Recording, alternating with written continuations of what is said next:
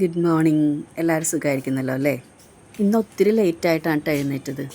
യോണ്ടാൻ യോണ്ടാൻ എന്തായി പൊന്നെ?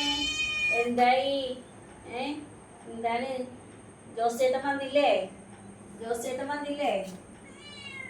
ആഹാ, അത് ശരി. സമയമായിട്ടില്ല കേട്ടാ.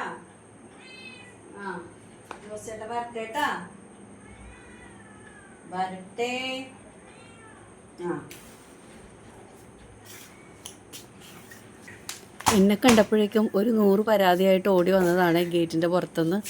പേപ്പർ എടുത്ത് വെച്ചിട്ട് ജൂൾസിന് കട്ടൻ ചായ എടുത്ത് വെച്ചിട്ടാണ് ഞാൻ പിന്നെ പുറത്തോട്ട് ഇറങ്ങിയത്. ജൂൾസിന് അപ്പം എഴുന്നേറ്റ് വന്നോളൂ കേട്ടോ. അപ്പുറത്തെ റോട്ടിൽ ജോസേട്ടൻ മീൻ വിളിക്കണ സ്വരം കേൾക്കുമ്പോഴേ ഇവിടുന്ന് യോണ്ടാൻ എന്നെ വിളിക്കാൻ തുടങ്ങൂട്ടാ, വന്നിട്ടുണ്ടെന്നും പറഞ്ഞ്. അപ്പോൾ അതാണ് ഇപ്പോൾ കേട്ടുകൊണ്ടിരിക്കണതേ. ഞാൻ കേട്ടിട്ടാ. ജോസേട്ടൻ ഞങ്ങളുടെ വഴിയിലോട്ട് തിരിയുമ്പോൾ തന്നെ അവിടെ നിന്ന് ഇവിടെ നോക്കിയായിട്ട് അമ്മയും അമ്മൂമ്മയും കൂട്ടുകാരും എല്ലാവരും കൂടെ വന്ന് ഒരു സൈന്യമായിട്ടാണ് കേട്ടോ പോണത്. അറ്റത്ത് മേരിയാൻ്റെ വീട്ടിലോട്ടാണ് ആ പോക്ക്.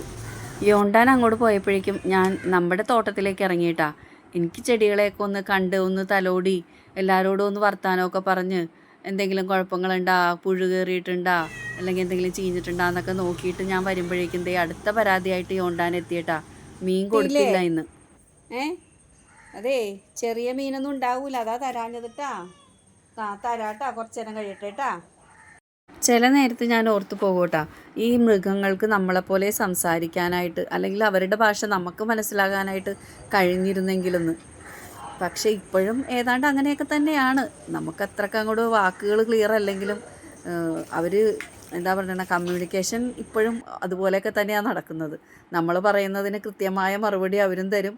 അവർ പറയുന്നത് എന്താണെന്ന് നമുക്കും മനസ്സിലാകും. അതാണ് ഒരു സ്നേഹത്തിൻ്റെ ഭാഷയിൽ. നമ്മുടെ കലാത്തിയ പ്ലാന്റ്സിലൊക്കെ ഒത്തിരി ഷൂട്ട് വന്നിട്ടുണ്ട് കേട്ടോ. തൈകളൊക്കെ 2-3 എണ്ണമൊക്കെ വെച്ച് വന്നിട്ടുണ്ട്.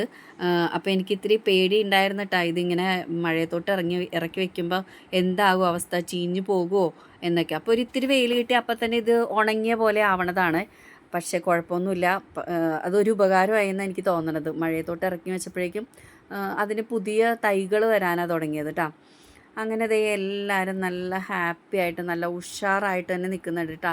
നമ്മൾ വെള്ളം ഒഴിച്ചു കൊടുക്കുന്നതിനേക്കാളും മഴയത്ത് നിൽക്കുമ്പോഴാണ് അവർ കൂടുതലും ഉഷാറായിട്ട് വളരണത്.